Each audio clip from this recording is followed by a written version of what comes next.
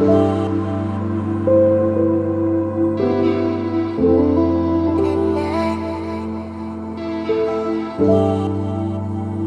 vamos lá. Bom, primeiro, quem sou eu, né? Meu nome está aí, conhecida como Ana Bock, mas o meu nome inteiro é esse, Ana Mercedes Bahia Bock. A minha autodescrição, eu sou uma idosa, né, uma típica idosa. Tenho cabelos brancos, curtos, bem brancos, e tenho essa carinha já de avó, né? Uso um óculos vermelho, estou vestida aqui com uma blusa preta e branca, num ambiente de escritório, né? E acho que é isso. Aí, eu sou psicóloga, me formei em 1975 na PUC de São Paulo, me tornei em seguida professora em 76 da mesma universidade, e ali eu estou até hoje, né? Dou aula na graduação de psicologia e dou aula no pós-graduação em psicologia. Meu trabalho atual, eu sou coordenadora de um programa de pós-graduação, que é o programa de pós-graduação em educação, psicologia da educação, né? A minha titulação é toda em psicologia social, mas eu sempre tive um pé lá, outro cá, né? Sempre na psicologia social e na psicologia da educação, considero até que o que eu faço hoje é psicologia social da educação. E eu fiz incursões pela psicologia, porque eu estive, além de professora, né, na universidade e pesquisadora, eu estive no Sindicato dos Psicólogos do Estado de São Paulo, depois na FENAPS, que é a federação, depois no Conselho Regional de São Paulo, depois no Conselho Federal de Psicologia, né? Sempre estive em alguma entidade trabalhando pela psicologia, né? Fazendo críticas à psicologia, vocês vão perceber aqui as minhas críticas a determinadas concepções no campo da psicologia, e hoje eu estou no Instituto Silvia Lane. Eu presido o Instituto Silvia Lane de Psicologia e Compromisso Social, que é uma coisa pequenininha, uma reunião de amigos que estivemos, né, nesses órgãos da psicologia, e resolvemos concentrar, depois de alguns anos, nossos esforços no Instituto Silvia Lane. A minha... bom, contei aí, né, que eu sou de social e educação, né, esse pé lá e outro cá, porque eu trabalhei a psicologia social como uma área de conhecimento e trabalhei a educação como uma área de trabalho, de intervenção. Então, o pouco que eu exerci a profissão além do magistério, né, eu exerci no campo da educação, trabalhando em escolas, né, e teoricamente, a minha perspectiva é a sócio-histórica, né? Que aqui nós vamos trabalhar com esse termo sócio-histórica, mas ainda quando eu trabalhei a minha tese de doutorado, né? Vocês vão ver, e eu justifico lá na frente por que tudo isso. Alguma coisa da minha vida pessoal, eu sou avó de 9 netos e netas, né? A minha neta mais velha vai fazer 15 anos e a minha neta mais nova acabou de fazer 4. Tenho muita satisfação. Eu apresento isso porque isso me define muito. Eu hoje me dedico assim às minhas netas e meus netos, né, com muito afinco. Levo muito a sério, viu?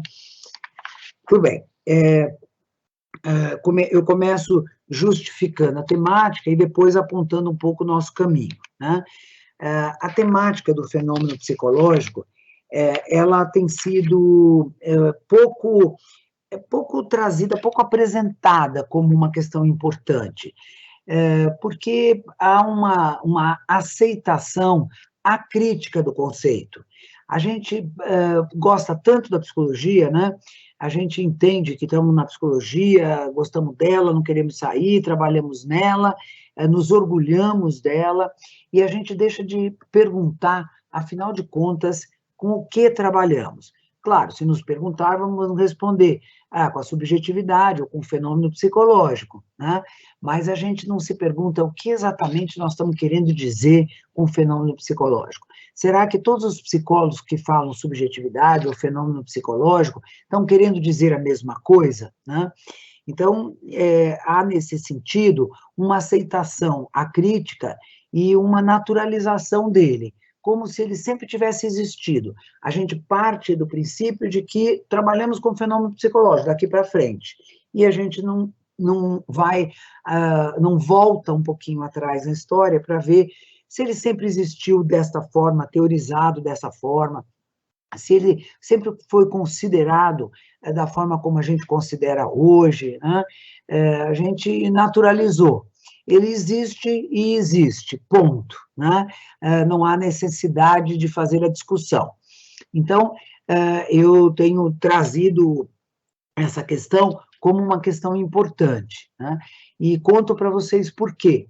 Porque eu fiz o meu mestrado com o trabalho das psicólogas e psicólogos. Eu tinha um interesse, na época eu era do Sindicato dos Psicólogos no Estado de São Paulo, e eu tinha um interesse em saber, é legal, porque assim, as psicólogas achavam assim que quem trabalha, trabalhadora, é é o trabalhador manual, né? E nós que somos trabalhadores intelectualizados, né? Não recebíamos, ou não havia uma aceitação muito grande de que a gente se denominasse trabalhadores, né? Eu era do sindicato, era necessário que as pessoas se considerassem trabalhadoras, né? E aí eu resolvi investigar como é que as psicólogas e os psicólogos consideravam o trabalho do psicólogo. É trabalho, né? Que trabalho é esse? E eu fiz o meu mestrado, então, um trabalho simples, agora ficou até bonito apresentando assim, mas ele era um trabalho simples, e foi interessante porque eu entrevistei, não me lembro mais, mas acho que 10 ou 11 profissionais que tinham, o meu critério era ter reconhecimento no campo da psicologia, e eu procurei montar uma amostra com uma diversidade teórica e de fazeres, né? Mas ele tinha que ter reconhecimento, então eram pessoas importantes no campo da psicologia que eu entrevistei. E quando terminei o meu trabalho, que ficou até bonitinho, chamava Eu, Caçador de Mim, aproveitando a música do Milton Nascimento, né? Por quê? Porque eu me sentia, assim, investigando uma coisa que eu mesma tinha questões sobre isso, né?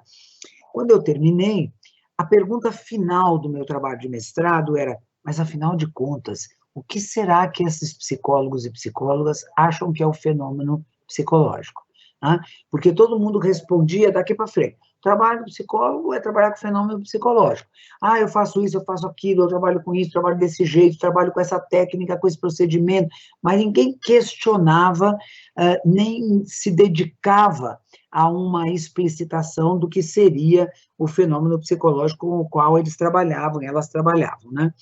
Então, eu achei que era importante estudar no meu doutorado a concepção de fenômeno psicológico, né? Então, comecei, naquele momento, em 1990 e poucos, 92, se não me engano, eu comecei a pensar sobre isso, né? A pensar o que, afinal de contas, é o fenômeno psicológico. O que será que as pessoas pensam que é o fenômeno psicológico? O que será que os profissionais da psicologia pensam que é o fenômeno psicológico? Como é que definem, qual é a concepção, né? E fui verificando que havia, nesse movimento de uma aceitação acrítica, de uma absolutização do fenômeno psicológico, uma naturalização dele, acabava havendo um papel conservador da psicologia, né? Por quê? Porque como ela não discutia o que era o fenômeno e tomava o fenômeno como dado, né, como alguma coisa da espécie humana, algo dado, ela, categoria profissional, ela, teoria psicológica, acabava se posicionando de forma conservadora, porque aquilo que não se encaixasse naquele padrão hegemônico era considerado patológico, anormal, incomum, né? Porque se fixava um certo padrão de fenômeno psicológico, né? Então, isso me inquietou e eu procurei estudar, e é isso que vou dividir com vocês, e passei a considerar importante essa discussão nos cursos de psicologia. Ah, então, quando fui convidada, imediatamente me pus, assim, essa contribuição. Mas o título da aula tem Fenômeno Psicológico e uma nova concepção de humano para a psicologia. Isso porque, quando você vai pensar o fenômeno psicológico, vai rever, vai pensar criticamente, e, portanto, vai se movimentar nessa concepção, não há como não carregar junto a concepção de sujeito, né? O que é o sujeito, esse ser com o qual trabalhamos, né? E por isso está colocado aí como a questão do humano, né, da concepção de humano. E ela tem sido, da mesma forma, absolutizada, naturalizada, e, portanto, na concepção hegemônica, né, do fenômeno e do humano. E carregado isso junto, né, a intenção é que permita a gente leituras mais adequadas à nossa realidade, porque a naturalização do humano e do fenômeno psicológico tem tido consequências muito dramáticas, porque a gente acaba entendendo que o sujeito que vive na pobreza, que não se alimenta, que luta para dar alimento para os seus filhos, que tem dificuldade de emprego, que ganha muito pouco no emprego, né? Essa pessoa tem o mesmo fenômeno psicológico, tem a mesma condição psicológica, a mesma subjetividade, que é aquele que vive confortavelmente, que tem tudo que ele deseja, que pode comprar o conforto dele, né, e a boa condição de vida. Então, isso tem sido uma consequência desta naturalização. Tá? É disso que nós vamos falar. Muito bem, nosso caminho, portanto, é o fenômeno psicológico, que eu vou começar lá na minha tese, que foi denominada As Aventuras do Barão de Munchausen na Psicologia, que é meu doutorado, onde eu estabeleci, categorizei as respostas recebidas como visão liberal e outras como visão sócio-histórica, né? Então, veja que eu denominei 2 tipos de resposta, eram tipos de resposta que eu recebia quando perguntava o que é o fenômeno psicológico para você, né? E eu, então, denominei a visão liberal e a visão sócio-histórica. E vou trabalhar um pouquinho com vocês as consequências na psicologia da visão liberal e as consequências da visão sócio-histórica, né? A nova concepção de humano, nós vamos trabalhar aí um pouco a concepção dominante, né, de sujeito, que a psicologia tem utilizado, mostrar que essa concepção hegemônica, dominante, é dicotômica, né, no pensamento da modernidade, e aí buscar uma nova concepção que não seja dicotômica. E aí trabalho com vocês também um pouquinho de por que não, por que a gente critica a dicotomia, né? Quais são as questões. Só para vocês terem uma ideia do nosso percurso, né? Muito bem, então vamos lá. Começando, né?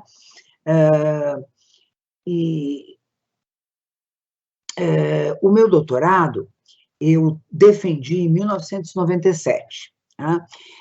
E ele se chamou As Aventuras do Barão de Munchausen na Psicologia. Sabe por quê? Porque o Barão de Munchausen é um barão mentiroso de histórias infantis alemãs. Ele é muito mentiroso. E, então, todas as histórias dele das crianças são absurdas, né? E as crianças se distraem com isso. Uma dessas histórias é que ele, com o cavalo dele, precisava atravessar um pântano, e ele, então, segura o cavalo com as pernas, e dá impulso e salta. E quando ele salta, o cavalo e ele caem no pântano.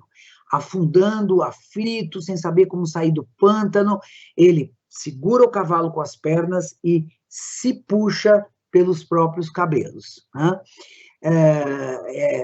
Ficou, tem a historinha, chama de rabicho, né, porque ele, na verdade, tem um rabicho, ele se puxa pelo rabicho, e tem livrinhos, assim, sobre essa história do rabicho do barão.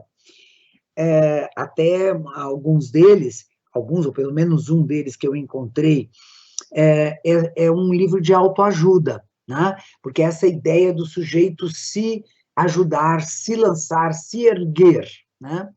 Então, a concepção que eu vou encontrar na minha pesquisa justificava eu dar esse título, né, ao meu trabalho, porque é exatamente uma noção de que nós, sujeitos, temos uma capacidade de nos erguermos, de nos desenvolvermos, né? Basta querer. E isso tem sido bem ruim, porque justifica, fortalece a meritocracia, né? Então, assim, fulano venceu, fulano teve sucesso, porque ele se esforçou. Quem não teve sucesso é porque não se esforçou, né? Porque não aproveitou as oportunidades, né? Responsabilizando sempre o sujeito. Então, na minha área, por exemplo, educação, quando as crianças não aprendem ou aprendem em ritmo mais lento na escola, as pessoas falam que a criança tem dificuldade de aprender, né? Ou ela não está se esforçando, a família não ajuda, né? A responsabilização é sempre da vítima, né? E isso porque a gente tem olha o mundo desta maneira, olha os sujeitos dessa maneira. Bom, eu fiz um questionário, mandei para 1.000 psicólogos e psicólogas, tive ajuda naquela época do Conselho Regional de Psicologia de São Paulo, mandei para 1.000 profissionais e recebi de volta 44. Até recebi um número um pouco maior, e as pessoas diziam, Ana, sinto muito, queria te ajudar, mas é difícil, as suas questões são muito difíceis, né? Eu perguntava, o que é para você o fenômeno psicológico? Né? E essas pessoas achavam difícil. Depois eu perguntava, como você acha que esse fenômeno se constitui no sujeito? Como você encontra e trabalha com o fenômeno no seu cotidiano profissional? E qual é a noção de saúde que você acha que a psicologia promove e alimenta, né? Essas 4 perguntas, sendo que a primeira era a principal para mim, mas as outras todas me deram elementos também de reflexão. Os sujeitos, portanto, eram psicólogos registrados no Conselho de Psicologia, portanto, com toda a condição de exercício profissional, e eu tive aí um conjunto de resultados bastante interessante. Eu organizei os resultados em 2 grupos de respostas, já tinha anunciado isso para vocês, né?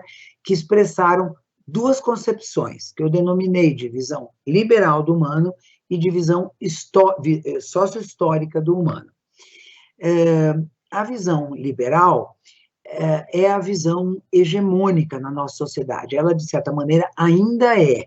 Né? Quando a gente fala neoliberalismo, liberalismo, tem a filosofia, ou a concepção de humano que está por trás dessas leituras econômicas, né? É uma visão que a gente chama de visão liberal. E na educação ela é forte, né? Ela é a visão hegemônica em todas as áreas, né, da nossa sociedade. E eu vou apresentá-la primeiro, porque ela se mostrou, naqueles finais dos anos 90, né, como uma visão majoritária, mais frequente.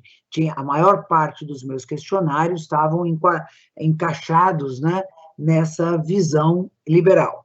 E a visão sócio-histórica eu apresento em segundo lugar, porque ela se constitui, se fortalece, se apresenta, né, como uma possibilidade de pensamento, porque faz a crítica à visão liberal. Né? Então, ela é uma consequência da visão liberal. Ela olha a visão liberal e fala, está equivocado nisso, naquilo, né? E aí se constitui a chamada visão sócio-histórica. Eu fui buscar esse termo lá no Vygotsky, né, na verdade no Luria, que era companheiro do Vygotsky na Revolução Soviética, psicólogos da Revolução Soviética, onde o Luria diz assim, o Vygotsky tinha, porque ele morreu muito cedo, e o Luria que escreveu sobre ele, né, o Vygotsky tinha uma visão sócio-histórica da psicologia, do fenômeno psicológico, né? Então, eu aproveitei, como as visões que eu encontrei se aproximavam dessa leitura, eu chamei de visão sócio-histórica, né? Então, vamos lá, a visão liberal, que está representada na figura do barão se puxando pelos próprios cabelos, né? Olha que interessante, as definições que eu encontrei com maior frequência e que eu utilizo para indicar os aspectos da visão liberal, eu arrolei aí alguns. Veja que está na página 173 de um livro publicado em 1999, né, que é quando eu publiquei a minha tese de doutorado. Então, vamos lá. O que é o fenômeno psicológico? É um acontecimento organísmico, é uma manifestação do aparelho psíquico, é individualidade, é algo que ocorre na relação e é o que somos, são conflitos pulsionais, é confusão mental, é manifestação do homem, é pensar e sentir o mundo, é o homem e a relação com o meio, é consciência, é saber-se indivíduo, o que se mostra, subjetividade, funções egóicas, existência intersubjetiva, experiências, vivências, loucura, distúrbio, o próprio homem, evento, hoje seria o próprio humano, né? Sempre que está aí homem, vocês podem pensar que hoje seria substituído pelo humano, né? Evento estruturante do humano, comportamento, engrenagem de emoções, motivação, habilidades e potencialidades, experiências emocionais, psique, pensamento, sensação, emoção e expressão, entendimento de si do mundo, manifestação da vida mental, tudo que é percebido pelos sentidos, consciente e inconsciente. Essas são palavras que eu encontrei nas respostas, né? Cada um utilizava, imagina que eu só tinha 44 questionários, né? Imagina se eu tivesse 1000, né? Palavras que eu encontrava utilizadas para definir, para me apresentar a resposta àquela questão, o que é o fenômeno psicológico, né? E aí vocês vejam que, assim, tem desde aqueles que, confusão mental, distúrbio, loucura, né, que definem utilizando termos que mostram uma patologia, indicam uma patologia, outros que são totalizadores, né, é o próprio humano, né, é o humano todo, isso é o psicológico, né, outros vão dizer que é um evento estruturante do humano, outros vão apontar os processos, né, de emoção, de motivação, de pensamento, sensação, emoção e expressão. Outros vão colocar o comportamento, né, quer dizer, a expressão do humano, o psicológico é a expressão do humano. Outros vão colocar em aparelhos, em sistemas, em organizações, né, em estruturas, e outros ainda em qualidades de tudo isso, o fato de ser consciente ou inconsciente, né? Então, veja que tem aí um conjunto de palavras que já mostra, bastava isso, né? Podia ter terminado minha tese aí no começo, de que a gente não tem um consenso sobre o fenômeno psicológico, porque o fato de termos várias teorias, claro que o fato de termos várias teorias pode, ou a gente tem um certo consenso sobre a concepção, sobre a definição, sobre a delimitação, acho que é a palavra mais correta. E daí, eu vou dizer, bom, como a minha abordagem é essa, eu trabalho assim, como a minha abordagem é essa, eu entendo assim, né? Mas não tem nem esse consenso mínimo possível, né? E isso complica o próprio reconhecimento da psicologia, né? Porque, sabe que eu tenho, às vezes eu dou ética na faculdade, fui professora de ética, entrei na PUC dando aula de ética e de educação. Eu, dando ética para meus alunos, eu gosto de fazer um exercício com eles, que é assim, eu dizia assim, olha, gente, hoje vocês vão, o exercício é o seguinte, vocês vão numa festa de aniversário, e vocês chegam lá, sentam lá perto da tia, né, que fala, estou tão orgulhosa que você faz psicologia, né? Mas aproveita e me conta aqui, né, que estamos aqui conversando, me conta assim, o que é exatamente psicologia? E aí eu brinco com os meus alunos e digo, hoje é o dia de vocês responderem à tia. O que é psicologia? né? Qual é o objeto dela, né? Porque pode ser que muitos de vocês, no começo do curso, ou até no fim do curso, digam, nossa, não aprendi nada, porque eu ainda não sei responder essa pergunta. Não é só vocês, né? Está aí o conjunto dos psicólogos que também tinham dificuldade de responder o que é exatamente que define a psicologia, né? Interessante que, naquele momento, a palavra subjetividade, né, não aparece. Agora que eu... aparece sim, tá. Que hoje é uma palavra que a gente utiliza mais, né? Acho que talvez quase consenso entre nós de que a psicologia trabalha com a subjetividade, mesmo entendendo que cada abordagem teórica terá que apresentar como ela está entendendo essa subjetividade. Muito bem. Além disso, eu encontrei ainda nas respostas alguns chavões para designar o fenômeno, né? Então, a gente quis dizer assim, é o fenômeno biopsicossocial, né? Não vamos negar que ele é um fenômeno biopsicossocial, mas isso não quer dizer nada, né? Envolve ou implica a interação entre as pessoas. Também diz pouco para nós, mas já é né, algo que diz assim, tem a ver com a interação entre as pessoas. Se refere a um indivíduo que é agente e sujeito. Também é algo que não diz nada, mas que já aponta para o fato de um indivíduo, né, de ser um indivíduo único, portanto, que é tanto agente no mundo quanto sujeito do mundo, né? Então, começa a perceber essa duplicidade aí de inserções.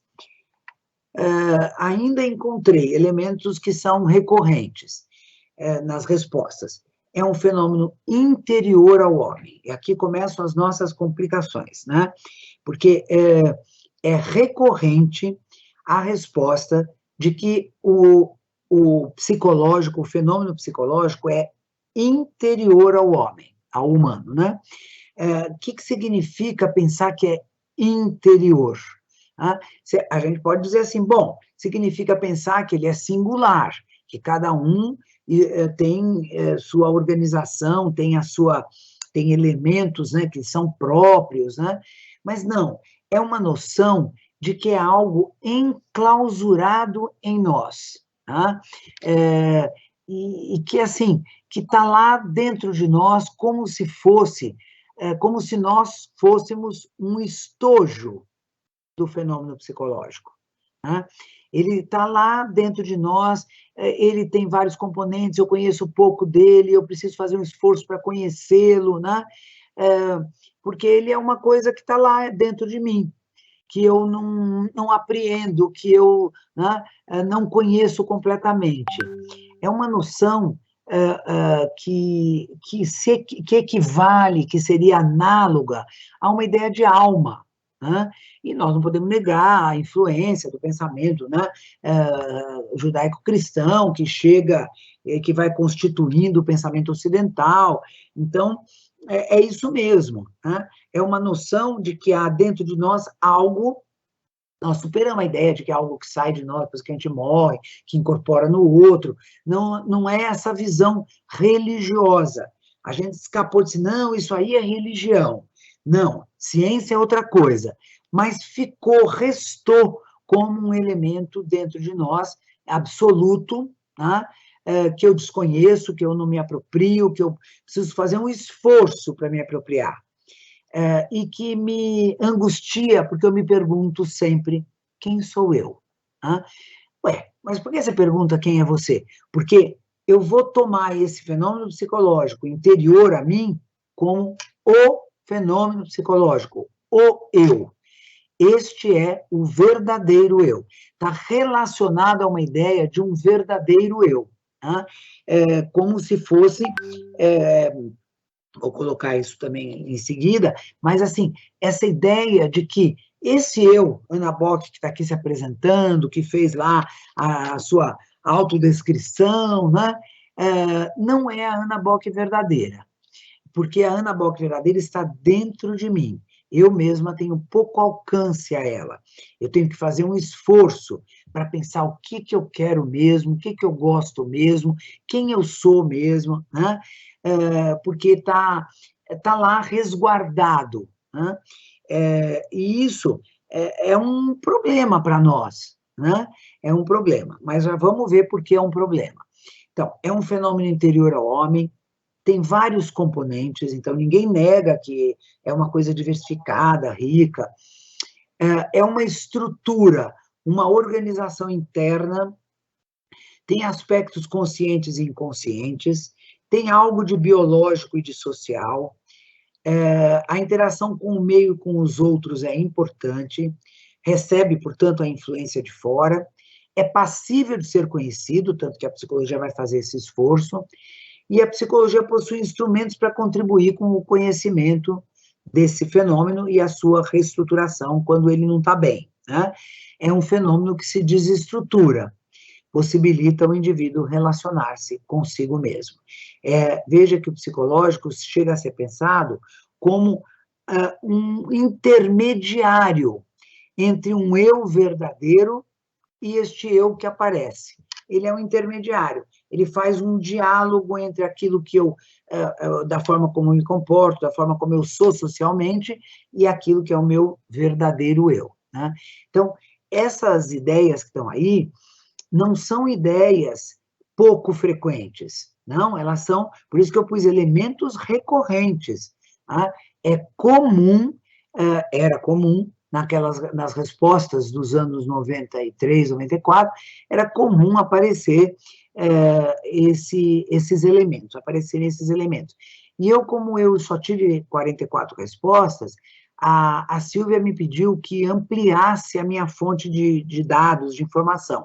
E eu, então, fui à revista Ciência e Profissão, que é uma revista científica, sempre, desde que ela existe, muito bem avaliada, que pertence ao Conselho Federal de Psicologia, e ali eu fui estudar como que cada um que relatava uma pesquisa, por exemplo, eram relatos de pesquisa, né? Hoje você já tem, ainda tem relatos de pesquisa, mas você tem já artigos opinativos, né? Que aqueles relatos de pesquisa, o que ele trazia, o que ele apresentava como fenômeno psicológico, né? E é recorrente, quando eu falo elementos recorrentes, são recorrentes no questionário, nas respostas dos questionários e na revista Ciência e Profissão, né? Então, a gente tem que se perguntar, mas que coisa é essa, afinal de contas, o fenômeno psicológico, né? Então, eu coloco aí a noção, a partir da noção hegemônica, vou passar aqui embaixo, né, que essa era a noção hegemônica. Eu ponho era, porque eu estou me referindo a um estudo feito em 1990 e poucos, né, defendido em 97, publicado em 99, mas que muita coisa ainda se mantém, né? Eu acho que hoje a gente já tem uma alternativa, que é o fortalecimento das perspectivas críticas, né? Então, essa noção hegemônica, algo que se abriga em nosso corpo, do qual não temos muito controle. É visto como algo que, em determinados momentos de crise, nos domina, sem que tenhamos qualquer possibilidade de controlá-lo. Algo que inclui segredos que nem mesmo nós sabemos, algo enclausurado em nós, no nosso corpo, né, que é ou contém o chamado verdadeiro eu. Veja, essa ideia, né, de que é determinado momento de crise, algo que nos domina, se vocês pensarem assim, quando vocês têm uma dor de cabeça, vão no médico, ele dá um remédio, você manda fazer uma coisa, tirar um alimento, colocar, né, e a dor de cabeça se mantém, tem uma hora que você fala assim, acho que é psicológico, né? Acho que é psicológico. O time que está ganhando o jogo, ganha o primeiro vôlei, ganha o primeiro set, ganha o segundo set, ganha o terceiro... Não, se ganhasse o terceiro set, já acabava o jogo. Quando vai ganhar o terceiro set, ele perde assim, fragorosamente. Como assim? Estava ganhando. Quando você está ganhando, é uma boa técnica, o time tem técnica, tem um bom técnico, um bom treinador, são boas as jogadoras. Quando perde, não é porque a técnica falhou, porque não deu certo o esquema que se fez, não, é psicológico. né? É porque o time se acomodou na vitória, né? Tem uma justificativa que é essa, que é algo que domina as jogadoras, domina a mim, com a minha dor de cabeça, né? Sem que eu tenha a possibilidade de conhecer, de controlar. É interessante essa presença, né, ou essa força, esse poder sobre nós que a gente atribui ao fenômeno psicológico, né? Esse fenômeno que está visto lá de uma forma estranha, como algo enclausurado em nós, né? Algo dentro de um estojo, né? E a gente faz, então, algumas considerações críticas, né, a essa concepção, que é o fenômeno aparecer como descolado da realidade na qual o indivíduo se insere. Ele surge como um fenômeno absolutizado, naturalizado, que tem a ver com a natureza humana, a espécie, né, e que está descolado da realidade social. Então, não é porque aquele sujeito perdeu o emprego, desculpa, não é porque ele perdeu o emprego, porque ele está sofrido, porque ele está preocupado com um monte de coisa, porque a vida dele, porque ele pertence a uma camada social, um segmento social que é explorado e que muda de emprego para poder baratear a mão de obra, que são mulheres que são dominadas por um machismo histórico na nossa sociedade. Não, a gente não analisa nada disso. Né? A gente vai lá e diz, essa mulher é assim, essa criatura é assado. A gente descola aquilo que se passa com o sujeito, aquilo como ele se constituiu, a gente não atribui, a gente não relaciona ao modo de vida, à cultura onde ele se insere, às dificuldades que ele passa, ao modo de produção da sociedade dele, às camadas sociais a qual ele pertence, né? No máximo, o que a psicologia faz é atribuir aquilo que está próximo como influência social, né? E aparece, às vezes, descolado do próprio indivíduo que o abriga, né? Que é esses exemplos aí que eu dei do jogo. Tá? Sobre a relação do psicológico com o mundo social, na visão conservadora, nessa visão liberal, né? O mundo social, que é visto como um mundo externo, impede e dificulta o pleno e livre desenvolvimento do nosso mundo psicológico interno. Veja que se constitui na psicologia, no âmbito da psicologia, uma oposição entre o mundo externo e o mundo interno. Eles são conflitantes na visão desta psicologia, quando, na verdade, se você olhar o mundo externo, olha aí em volta de você, onde você está, olha em volta. Tudo que está ao seu redor é construído e constituído pelos humanos. Né? Tudo que você tem ao seu redor tem algo de humano. Ou é constituído para responder a uma aflição humana, ou é para resolver uma necessidade, tem um celular para poder falar, uma necessidade que eu tenho, né? E tudo tem formato humano, né? Tudo se assemelha.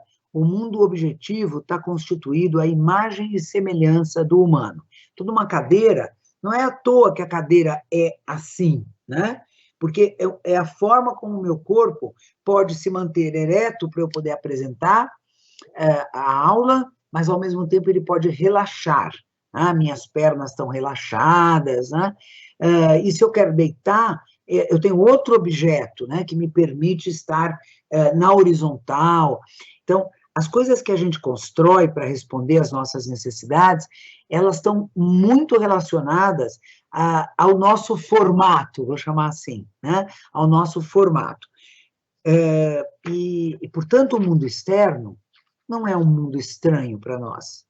Né? Nada que está no mundo externo deveria ser estranho ao humano, porque esse mundo externo está constituído pelo humano.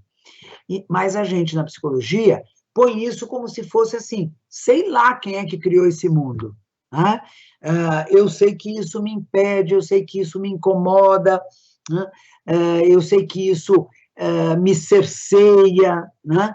E, e, e se constitui mesmo no campo da psicologia, da maior parte das teorizações no campo mais liberal, essas teorizações, elas vão colocar o mundo externo como um mundo que me pressiona, né? Um mundo que me pressiona, não há problema de pensar que há uma pressão do mundo social sobre nós, né? Claro que há. As regras, por exemplo, né, elas nos pressionam a nos comportarmos de determinada maneira, né? Mas não há um reconhecimento de que tudo aquilo que existe está constituído pelos próprios humanos e, portanto, em algum momento histórico, respondeu a alguma necessidade daquele coletivo. E o ruim é ficar a oposição quase como inimigos, né? O mundo externo e o mundo interno estão em conflito permanente. O mundo social é visto nessas perspectivas liberais, conservadoras, né, como um mundo estranho ao nosso eu. Parece que tudo que está lá não responde ao meu eu, né? Não responde às necessidades do meu eu. É um lugar que temos que estar e, por isso, só nos resta nos adaptarmos a ele. Então, estamos fadados a viver neste lugar tão estranho para nós, né? E nós temos que nos adaptar. Então, tudo que a gente faz, né, as atividades que a gente realiza no mundo externo, como trabalhar, relacionar-se, aprender, são formas de adaptação. As reações que a gente tem enquanto sentimentos, amar, emocionar-se, perceber, motivar-se, todos esses processos que a gente vai chamar de processos psicológicos, que são vistos como capacidades humanas, está visto como formas de algo que a gente já tem que nos permite uma adaptação ao mundo. Então, já vem conosco, né? São vistos como potencialidades humanas que se atualizam neste mundo externo, né? Então, veja que complicação, né? Ver esse mundo externo dessa forma tão separado de nós, né? Continuo, mas que coisa é essa, o fenômeno psicológico? Vou tentando sistematizar, né? Então, uma sistematização aí possível para a gente poder entrar na visão sócio-histórica é dizer que o fenômeno psicológico, na visão liberal, eu estou só na visão liberal, né? Estou